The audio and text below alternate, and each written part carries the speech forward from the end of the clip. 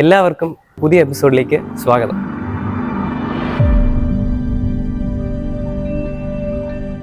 മൺമറഞ്ഞുപോയ മഹാരാജാവ് ശ്രീമൂലം തിരുനാളിൻ്റെ ചരമശതാബ്ദിയാണ് 2024. ഈ ഒരു അവസരത്തിൽ അദ്ദേഹത്തിൻ്റെ ഭരണപരിഷ്കാരങ്ങളുടെ ഒരു യാത്രയാണ് നമ്മൾ ഇന്ന് എപ്പിസോഡിൽ നടത്തുന്നത്. ഈ ഒരു എപ്പിസോഡിൽ നമ്മുടെ അതിഥിയായിട്ട് എത്തിയിട്ടുള്ളത്, നമസ്കാരം, എൻ്റെ പേര് മഹേന്ദ്രനാഥ്. ഞാൻ മദ്രാസ് IIT-യിൽ സീനിയർ റിസർച്ച് ഫെലോ ആയിട്ട് ചരിത്ര ഗവേഷണം നടത്തുവാണ്. കഴിഞ്ഞ കൊല്ലം ഡാഡിൻ്റെ ജർമ്മൻ സർക്കാരിൻ്റെ ഫ്യൂച്ചർ എൻവയോൺമെൻറ്റ് ലീഡർ 2023 എന്ന സ്കോളർഷിപ്പോടുകൂടി ആഖൻ സർവകലാശാലയിൽ ഗവേഷണം നടത്തിയിരുന്നു. പ്രധാനമായും തിരുവിതാംകൂറിൻ്റെ പാരിസ്ഥിതിക ചരിത്രമാണ് ഞാൻ ഗവേഷണം നടത്തുന്നത്. സർ, അപ്പോൾ നമ്മുടെ ഈ ശ്രീമൂലം തിരുനാൾ മഹാരാജാവ് നിര്യാതനായിട്ട് 100 വർഷം തികഞ്ഞു. അദ്ദേഹത്തിൻ്റെ ഈ കാലഘട്ടത്തിലുള്ള പ്രസക്തി ഇന്ന് എന്താണ്? ഇന്നത്തെ കാലഘട്ടത്തിൽ ശ്രീമൂലം തിരുനാളിന് എന്നത്തേക്കാൾ പ്രസക്തി ഉണ്ട് എന്നുള്ളതാണ് വസ്തുത. ഒരുപക്ഷെ ശ്രീമൂലം തിരുനാളിനോളം നീണ്ട ഭരണകാലം ആധുനിക കേരള ചരിത്രത്തിൽ മറ്റാർക്കെങ്കിലും ഉണ്ടോ എന്നുള്ളത് സംശയമാണ്. 39 വർഷം, ഏതാണ്ട് 4 പതിറ്റാണ്ടിനോടടുത്ത് ഒരു രാജ്യത്തിൻ്റെ ഭാഗധേയം നിർണ്ണയിക്കുക എന്ന് പറയുന്നത് ചെറിയൊരു കാര്യമല്ല. മാത്രവുമല്ല, ഇന്ന് കേരളത്തിൽ നാം കാണുന്ന പ്രധാനപ്പെട്ട സാമൂഹിക രാഷ്ട്രീയ പുരോഗതിക്ക് അടിസ്ഥാനം ശ്രീമൂലം തിരുനാളിൻ്റെ ഭരണകാലത്തിൽ നിന്നാണ് എന്ന് നമ്മൾ മനസ്സിലാക്കേണ്ടിയിരിക്കുന്നു. ശ്രീമൂലം തിരുനാൾ മഹാരാജാവിൻ്റെ കാലത്ത് ഭരണ മാറ്റങ്ങൾ അല്ലെങ്കിൽ സാമൂഹിക മാറ്റങ്ങൾ നടന്നു എന്ന് പറഞ്ഞല്ലോ. പ്രധാനമായും മാറിയ അല്ലെങ്കിൽ മാറ്റങ്ങൾ സംഭവിച്ച ഭരണ പരിഷ്കാരങ്ങൾ എന്തൊക്കെയാണ്? എൻ്റെ അഭിപ്രായത്തിൽ ശ്രീമൂലം തിരുനാളിൻ്റെ പ്രധാന സാമൂഹിക പരിഷ്കാരം ഏത് മേഖലയിൽ നിന്ന് വന്നു എന്ന് ചോദിച്ചാൽ വിദ്യാഭ്യാസം, കൃഷി എന്നീ 2 സെക്ടറുകളിലാണ് അദ്ദേഹത്തിൻ്റെ ഏറ്റവും വലിയ പരിഷ്കാരങ്ങൾ ഉണ്ടായത്. ഒരുപക്ഷെ രാജ്യത്തൊരു വിദ്യാഭ്യാസ വിപ്ലവം അദ്ദേഹത്തിൻ്റെ ഭരണകാലത്ത് സംഭവിച്ചു എന്ന് പറയുന്നതിൽ തെറ്റില്ല. അദ്ദേഹം ഭരണത്തിൽ കയറുന്ന സമയത്ത് ഏതാണ്ട് ആയിരങ്ങളുടെ കണക്കിൽ മാത്രം ഉണ്ടായിരുന്ന വിദ്യാർത്ഥികൾ അദ്ദേഹത്തിൻ്റെ ഭരണം അവസാനിക്കുന്ന കാലഘട്ടത്തിൽ 4.5 ലക്ഷത്തോളമായി ഉയർന്നു. സ്കൂളുകളുടെ സ്ഥാപനവും അതുപോലെ തന്നെയാണ്. ധാരാളം എയ്ഡഡ് സ്കൂളുകൾ സ്ഥാപിക്കുന്നത് വഴി ശ്രീമൂലം തിരുനാൾ നാട്ടിൻ്റെ പ്രധാനപ്പെട്ട എല്ലാ ഗ്രാമങ്ങളിലും ഒരു സ്കൂള് എന്നുള്ള ഒരു വിദ്യാഭ്യാസപരമായ ഒരു പരിഷ്കാരം, മുന്നേറ്റം അദ്ദേഹത്തിൻ്റെ കാലത്തുണ്ടായി. എല്ലാത്തിനും പുറമെ പ്രാഥമിക വിദ്യാഭ്യാസം ഭാരതത്തിൽ ഒരു അവകാശമായിട്ട് മാറുന്നതിന് വളരെ മുൻപ്, ഏതാണ്ട് 100 കൊല്ലങ്ങൾക്ക് മുൻപ് ശ്രീമൂലം തിരുനാൾ ജാതി മത വ്യത്യാസമില്ലാതെ തിരുവിതാംകൂറിലെ എല്ലാ കുട്ടികൾക്കും പ്രാഥമിക വിദ്യാഭ്യാസം സൗജന്യമായിട്ട് നൽകാൻ ഉത്തരവിട്ട ഒരു ഭരണാധികാരിയാണ്. അപ്പോൾ ഈ കാരണങ്ങളൊക്കെ കൊണ്ട് തന്നെ വിദ്യാഭ്യാസ നയരൂപീകരണത്തിനായിട്ട് ഒരു DPI, ഇന്നും DPI എന്ന് പറയുന്ന ഡയറക്ടറേറ്റ് ഓഫ് പബ്ലിക് ഇൻസ്ട്രക്ഷൻസ് ആണ് കേരളത്തിൻ്റെ വിദ്യാഭ്യാസത്തിൻ്റെ ഡയറക്ടർ. അപ്പോൾ അത്തരത്തിലൊരു പൊതുവിദ്യാഭ്യാസ ഡയറക്ടറെ നിയമിച്ച വിദ്യാഭ്യാസ വകുപ്പിനെ സമൂലം മാറ്റിയ ഒരു ഭരണാധികാരിയായിരുന്നു ശ്രീമൂലം തിരുനാൾ. അതേപോലെ തന്നെ ഏറ്റവും പ്രധാനപ്പെട്ട അദ്ദേഹത്തിൻ്റെ പരിഷ്കാരങ്ങൾ രാജ്യത്തെ ഏതാണ്ട് 60% മേൽ ജനങ്ങളും ആശ്രയിച്ചിരുന്ന കാർഷിക മേഖലയിലാണ് നടപ്പാക്കിയത്. ആദ്യമായി കേരള സംസ്ഥാന ചരിത്രത്തിൽ ഒരു കൃഷി വകുപ്പ് സ്ഥാപിക്കുന്നത് ശ്രീമൂലം തിരുനാൾ മഹാരാജാവാണ്. വെറുതെ ഒരു വകുപ്പ് ആരംഭിക്കുകയല്ല അദ്ദേഹം ചെയ്തത്, അല്ലെങ്കിൽ അതിൽ വൈദഗ്ധ്യം നേടിയ ബ്രിട്ടീഷ് ഉദ്യോഗസ്ഥരെ ഇങ്ങോട്ടേക്ക് കൊണ്ടുവരികയല്ല ചെയ്തത്. മലയാളിയായ കുഞ്ഞൻ പിള്ള എന്ന് പറയുന്ന ഒരു വ്യക്തിയെ യൂറോപ്പിലേക്ക് അയച്ച്, എഡിൻബറോയിലും ലൈപ്സിഷിലും അയച്ച് അദ്ദേഹത്തിന് അഗ്രികൾച്ചറിൽ BSc-യും PhD-യും ഒക്കെ എടുത്ത് തിരികെ വന്നതിന് ശേഷമാണ് ഇവിടെ ഒരു കാർഷിക വകുപ്പ് ആരംഭിക്കുന്നത്. ഇവിടെ ഡെമോൺസ്ട്രേഷൻ ഫാമുകളും അതല്ലാതെ തന്നെ അത്യന്താധുനികമായിട്ടുള്ള കാർഷിക പരിഷ്കാരങ്ങൾ തിരുവിതാംകൂറിൽ നടപ്പാക്കുന്നതിനും ഒക്കെ ആയിട്ട് അദ്ദേഹം ധാരാളം പ്രവൃത്തികളാണ് ചെയ്തത്. ആദ്യം തന്നെ ഒരു ശാസ്ത്രീയ ആഭിമുഖ്യത്തോടു കൂടിയുള്ള ഒരു കാർഷിക വളർച്ചയാണ് തിരുവിതാംകൂർ ലക്ഷ്യമിട്ടിരുന്നത്. എല്ലാത്തിനും പുറമെ വളരെ വ്യത്യസ്തവും എന്നാൽ വളരെ എഫിഷ്യൻറ്റുമായിട്ടുള്ള ഒരു പബ്ലിക് റിലേഷൻസ് സ്ഥാപിക്കുന്നതിൽ കൃഷി വകുപ്പ് ആദ്യം തന്നെ സക്സസ്ഫുള്ളായി, വിജയകരമായിട്ട് അവർ അത് സ്ഥാപിച്ചെടുത്തു എന്നുള്ളതാണ്. ആദ്യമായി ഒരു മലയാളം ജേണൽ, കാർഷിക ജേണൽ ആരംഭിക്കുന്നതും ശ്രീമൂലം തിരുനാളിൻ്റെ നേതൃത്വത്തിലെ കാർഷിക വകുപ്പാണ്. എല്ലാത്തിനും പുറമെ ഇത്തരത്തിലുള്ള ശാസ്ത്രീയമായിട്ടുള്ള നൂതനമായ കാര്യങ്ങൾ ജനങ്ങളിലേക്ക് എത്തിക്കുന്നതിന് വേണ്ടിയിട്ട് വൻതോതിൽ പബ്ലിക് ലെക്ചേഴ്സ് അടക്കമുള്ള ഈ പബ്ലിക് റിലേഷൻ ആക്ടിവിറ്റീസ്, ജനങ്ങളിലേക്ക് വിദ്യാഭ്യാസം അല്ലെങ്കിൽ ആ ഒരു അറിവ് എത്തിക്കുന്ന വിപ്ലവകരമായ ഒരു നടപടിയാണ് ശ്രീമൂലം തിരുനാൾ മഹാരാജാവിൻ്റെ കാലഘട്ടത്തിൽ കൈക്കൊണ്ടത്. കേരളത്തിൻ്റെ ഒരു ഐഡൻറ്റിറ്റി ആയിട്ട് പലപ്പോഴും പറയാറുള്ളത് ആയുർവേദത്തെയാണ്. ഈ ആയുർവേദത്തിൻ്റെ പുനരുജ്ജീവനത്തിൽ ഏറ്റവും വലിയ പങ്ക് വഹിച്ച ഭരണാധികാരി ശ്രീമൂലം തിരുനാളാണ്. തിരുവനന്തപുരത്ത് ആയുർവേദ കോളേജ് സ്ഥാപിക്കുക എന്ന വളരെ വലിയ ഒരു കാര്യം ശ്രീമൂലം തിരുനാളിൻ്റെ ഭരണകാലഘട്ടത്തിലാണ് ഉണ്ടായിട്ടുള്ളത്. ആയുർവേദത്തെ അലോപ്പതിയോടൊപ്പം ചേർത്ത് നിർത്തി ശാസ്ത്രീയമായ ഒരു അടിത്തറ ഉണ്ടാക്കുന്നതിലും ആയുർവേദം ഒരു മരിച്ച ശാസ്ത്രമാണ് എന്ന് അധിക്ഷേപിച്ചിരുന്ന യൂറോപ്യന്മാരുടെ മുന്നിൽ ആയുർവേദത്തിന് ഒരു ഭാവി ഉണ്ടെന്ന് തെളിയിക്കുകയും ചെയ്യുന്നതിന് ഉത്കൃഷ്ടമായ സംഭാവനകൾ നടപ്പാക്കിയ ഭരണാധികാരിയാണ് ശ്രീമൂലം തിരുനാൾ.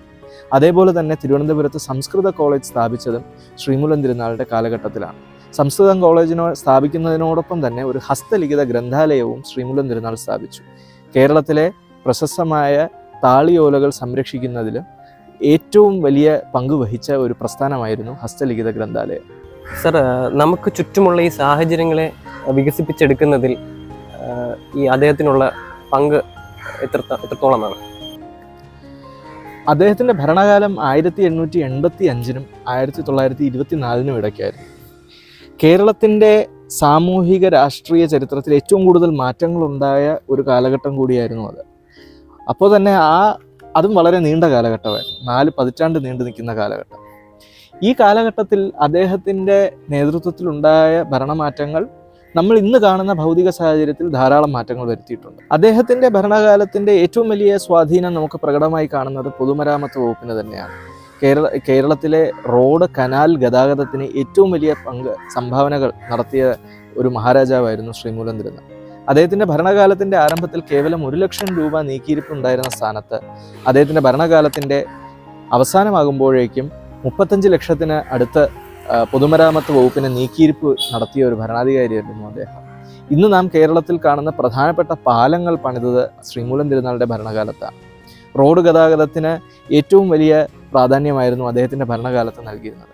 സൗത്ത് ട്രാവൻകൂർ ഹൈവേ കണ്ടിട്ട് ഇത് ഇംഗ്ലണ്ടിലെ ഒരു ഹൈവേയേക്കാൾ മികച്ചതാണ് എന്നായിരുന്നു അന്നിവിടെ സന്ദർശനം നടത്തിയ ബക്കിംഗ്ഹാം പ്രഭു പ്രസ്താവിച്ചത്. മൂവാറ്റുപുഴ പാലം, ചെങ്ങന്നൂരിൽ ഉള്ള പാലങ്ങൾ, പെരിയാറിന് കുറുകെ ഉണ്ടാക്കിയ പാലങ്ങൾ, തിരുവനന്തപുരത്തെ കുണ്ടമൺകടവ് പാലം തുടങ്ങി നിരവധി പാലങ്ങളാണ് രാജ്യത്തിൻ്റെ ഒരു കണക്ടിവിറ്റിക്ക് വേണ്ടിയിട്ട് ശ്രീമൂലം തിരുനാൾ സ്ഥാപിച്ചത്. കനാൽ പരിഷ്കാരങ്ങളും അദ്ദേഹത്തിൻ്റെ കാലഘട്ടത്തിൽ വളരെ വമ്പിച്ച രീതിയിലുണ്ടായിരുന്നു. തിരുവനന്തപുരം നഗരത്തിൻ്റെ ആധുനികവൽക്കരണത്തിന് ശ്രീമൂലം തിരുനാളിൻ്റെ പങ്ക് നിസ്തുലമായിരുന്നു. അദ്ദേഹത്തിൻ്റെ വല്യമ്മാവനായ ആയില്യം തിരുനാളിൻ്റെ കാലഘട്ടത്തിലാണ് തിരുവനന്തപുരത്ത് കോട്ടയ്ക്ക് ഉള്ളിൽ നിന്നും നഗരം പുറത്തേക്ക് വളർന്നത്. ശ്രീമൂലം തിരുനാളിൻ്റെ കാലഘട്ടം ആ നഗര വളർച്ചയുടെ ഒരു പീക്ക് പീരീഡാണ് എന്ന് പറയുന്നതിൽ യാതൊരു തെറ്റുമില്ല. ശ്രീമൂലം തിരുനാൾ മഹാരാജാവിൻ്റെ കാലത്ത് പരിസ്ഥിതിയെ എങ്ങനെ സ്വാധീനിച്ചു എന്നുള്ളത് ഒരു എൻവയോൺമെൻ്റൽ അനലിസ്റ്റ് എന്നുള്ള രീതിയിൽ താങ്കൾക്ക് എന്താണ് പറയാനുള്ളത്? അത് വളരെ പ്രസക്തമായ ഒരു ചോദ്യമാണ്, പ്രത്യേകിച്ച് ഈ ഒരു കാലഘട്ടത്തിൽ. ഞാൻ നേരത്തെ പറഞ്ഞതുപോലെ ഏതാണ്ട് വളരെ കാലം 4 പതിറ്റാണ്ട് നീണ്ടുനിന്ന ഭരണകാലമാണ്. പക്ഷേ ഈ 4 പതിറ്റാണ്ട് നീണ്ടുനിന്ന ഭരണകാലത്തിലാണ് നാം ഇന്ന് ഡിസ്കസ് ചെയ്യുന്ന പല എൻവയോൺമെൻ്റൽ ക്രൈസിസുകളും ഉണ്ടായത്. അപ്പോൾ നമ്മുടെ നാടിൻ്റെ പരിസ്ഥിതി ശോഷണത്തെ പറ്റി പഠിക്കുന്നു എന്നുണ്ടെങ്കിൽ ശ്രീമൂലം തിരുനാളിൻ്റെ ഭരണകാലത്ത് നിന്ന് തുടങ്ങുന്നത് വളരെ ഉചിതമായിട്ടുള്ള ഒരു കാര്യമായിരിക്കും. നാം ഇന്ന് ഡിസ്കസ് ചെയ്യുന്ന തോട്ടം മേഖലയുടെ വളർച്ചയാണെങ്കിലും മുല്ലപ്പെരിയാർ അണക്കെട്ടാണെങ്കിലും മുല്ലപ്പെരിയാർ അണക്കെട്ടിൻ്റെ കരാറ് ഒപ്പിടുന്നത് ശ്രീമൂലം തിരുനാളാണ്. കിഴക്കൻ മലകൾ, അതായത് സഹ്യപർവ്വത നിരകൾ ആദ്യമായി മനുഷ്യർ വലിയ രീതിയിൽ അധിവസിക്കാൻ ആരംഭിച്ചത്, പരമാവധി അവിടുത്തെ റിസോഴ്സസ് എക്സ്പ്ലോയിറ്റ് ചെയ്യുന്ന ഒരു നിലയിലേക്ക് മാറുന്നത് ശ്രീമൂലം തിരുനാളിൻ്റെ ഭരണകാലഘട്ടത്തിലാണ്. അപ്പോൾ പ്രത്യേകിച്ച് ദുരന്തമുഖത്ത് നിൽക്കുന്ന ഒരു കേരളത്തിന് ശ്രീമൂലം തിരുനാളിൻ്റെ ഭരണകാലത്തെ പറ്റി കൂടുതൽ പഠിക്കുന്നത് പരിസ്ഥിതി ശോഷണത്തിൻ്റെ ആധിക്യത്തിൻ്റെ ചരിത്രപരമായ കാരണങ്ങൾ മനസ്സിലാക്കുന്നതിന് വളരെയധികം പ്രയോജനകരമായിട്ടുള്ള ഒരു കാര്യമാണ്. പിന്നെ വലിയ രീതിയിലുള്ള റോഡ് ഗതാഗതത്തിൻ്റെ സ്ഥാപനത്തെക്കുറിച്ച് നമ്മൾ പറഞ്ഞിട്ടുണ്ട്. അപ്പോൾ അത്തരത്തിലുള്ള കൺസ്ട്രക്ഷൻ ആക്ടിവിറ്റീസ് എത്തരത്തിലാണ് പരിസ്ഥിതിക്ക് ദോഷകരമായിട്ട് ബാധിച്ചിട്ടുള്ളത്, അല്ലെങ്കിൽ പരിസ്ഥിതി ഏതൊക്കെ തരത്തിലാണ് അത് ബാധിച്ചിട്ടുള്ളതെന്ന് മനസ്സിലാക്കും. എല്ലാത്തിനും പുറമെ ഏറ്റവും അധികം കായൽ കുത്ത് നടന്നത് കുട്ടനാടിൽ ലാൻഡ് റിക്ലമേഷൻ എന്ന് പറയും. കായൽ കുത്തി, വേമ്പനാട് കായൽ ചിറകെട്ടി അടച്ചിട്ട് അവിടെ കായൽ കുത്തി അവിടെ നെൽകൃഷി ഏറ്റവും കൂടുതൽ സ്ഥാപിതമായത് ശ്രീമൂലം തിരുനാളിൻ്റെ ഭരണകാലഘട്ടത്തിലാണ്. അപ്പോൾ ശ്രീമൂലം തിരുനാളിൻ്റെ കാലഘട്ടത്തിൽ ശ്രീമൂല നഗരം അല്ലെങ്കിൽ രാജരാമക്കായൽ, മതിക്കായൽ, അങ്ങനെയൊക്കെ പറഞ്ഞ് നിരവധി കായലുകളാണ് ആ കാലഘട്ടത്തിൽ കുത്തുന്നത്. അപ്പോൾ ലാൻഡ് റിക്ലമേഷൻ, കുട്ടനാടിൻ്റെ പാരിസ്ഥിതിക ലോലമായിട്ടുള്ള പല കാരണങ്ങളുടെയും ചരിത്ര ഉത്ഭവം മനസ്സിലാക്കണമെങ്കിൽ ശ്രീമൂലം തിരുനാളിൻ്റെ ഭരണകാലത്തിലേക്ക് തിരിഞ്ഞു നോക്കേണ്ടത് ആവശ്യമാണ്. ശ്രീമൂലം തിരുനാൾ മഹാരാജാവ് എന്ന ഭരണാധികാരിയെ പറ്റി നമ്മൾ പറഞ്ഞു. ശ്രീമൂലം തിരുനാൾ രാമവർമ്മ എന്ന വ്യക്തി എന്തായിരുന്നു? അദ്ദേഹത്തിൻ്റെ നന്നേ ചെറുപ്പത്തിൽ തന്നെ, അതായത് ജനിച്ച ഉടനെ തന്നെ എന്ന് പറയാം, അദ്ദേഹത്തിൻ്റെ അമ്മയെ അത് നഷ്ടമായി. അധികം വൈകാതെ തന്നെ അദ്ദേഹത്തിൻ്റെ പിതാവും അന്തരിച്ചു. പിന്നീട് അദ്ദേഹത്തിൻ്റെ വലിയ വല്യമ്മാവനായ ഉത്രം തിരുനാൾ മാർത്താണ്ഡവർമ്മ, അന്നത്തെ മഹാരാജാവിൻ്റെ സംരക്ഷണത്തിലായിരുന്നു ശ്രീമൂലം തിരുനാളിൻ്റെ ബാല്യകാലം ചെലവഴിച്ചത്. അദ്ദേഹത്തിൻ്റെ ജീവിതത്തിൽ ഉടനീളം അദ്ദേഹത്തിന് ഏറ്റവും ഇഷ്ടപ്പെട്ട ആൾക്കാരുടെ അകാലത്തിലുള്ള നിര്യാണങ്ങൾ കൊണ്ട് ഏറെ വിഷമിച്ച ഒരു ജീവിതമായിരുന്നു ശ്രീമൂലം തിരുനാളിൻ്റേത്. ഒരുപക്ഷെ ആ ട്രാജഡീസ് തന്നെ ആയിരിക്കാം അദ്ദേഹത്തിൻ്റെ ജീവിതത്തിലെ മറ്റു കാര്യങ്ങളെ പലതരത്തിലും ബാധിച്ചു. എപ്പോഴും തനിക്ക് ചുറ്റും ഉണ്ടായിരുന്ന സ്തുതി പാഠകരുടെ വൃന്ദത്തിനുള്ളിലായിരുന്നു മഹാരാജാവ് എന്ന് അദ്ദേഹം ഏറെ പഴികേട്ടു. അതേപ്പറ്റി വിമർശിച്ച സ്വദേശാഭിമാനി രാമകൃഷ്ണപിള്ള അടക്കമുള്ള വ്യക്തികൾക്ക് ഏറെ ദാരുണമായ പൈശാചികമായ സർക്കാർ ശിക്ഷണ നടപടികൾ, അതായത് രാമകൃഷ്ണപിള്ളയെ നാടുകടത്തുകയുണ്ടായി. അപ്പോൾ അത്തരം കാര്യങ്ങളിലേക്കൊക്കെ കടന്ന ഒരുപാട് വിമർശനങ്ങളും അദ്ദേഹത്തിൻ്റെ കാലഘട്ടം സാക്ഷിയായിട്ടുണ്ട്. അപ്പോൾ അതാണ് നേരത്തെ പറഞ്ഞതുപോലെ യാഥാസ്ഥിതികനായിരുന്നു അദ്ദേഹം. ഭരണകാര്യങ്ങളിൽ പുരോഗമനപരമായ ആശയം സ്വീകരിക്കുകയും ചെയ്തു. യാഥാസ്ഥിതികതയുടെ തെളിവായിട്ട് നമുക്ക് നിദർശനമായിട്ട് ചൂണ്ടിക്കാണിക്കാൻ പറ്റുന്ന ഒരു പ്രധാനപ്പെട്ട സംഭവം അദ്ദേഹത്തിൻ്റെ മരണകാരണം തന്നെയാണ്. ശ്രീമൂലം തിരുനാൾ മഹാരാജാവിന് കടുത്ത പല്ലുവേദനയുണ്ടായി. ഡോക്ടർമാരുടെ സംഘം അദ്ദേഹത്തെ ഉപദേശിച്ചു, ആ പല്ല് പറിച്ചു കളഞ്ഞാൽ മാത്രമേ അദ്ദേഹത്തിന് രക്ഷയുള്ളൂ.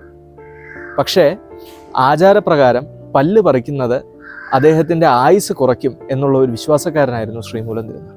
അദ്ദേഹം ഡോക്ടർമാരുടെ നിർദ്ദേശം അവഗണിച്ചു.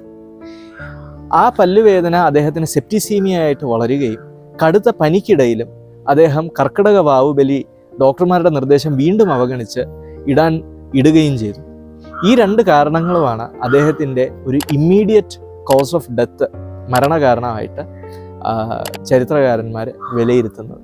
അപ്പോൾ ഭരണപരമായി ധാരാളം പുരോഗമനപരമായ കാര്യങ്ങൾ ചെയ്തിരുന്നുവെങ്കിൽ തന്നെയും ജീവിതത്തിൽ കടുത്ത യാഥാസ്ഥിതികനായ ഒരു ഭരണാധികാരിയാണ് ആയിരുന്നു ശ്രീമൂലം തിരുനാൾ രാമവർമ്മ.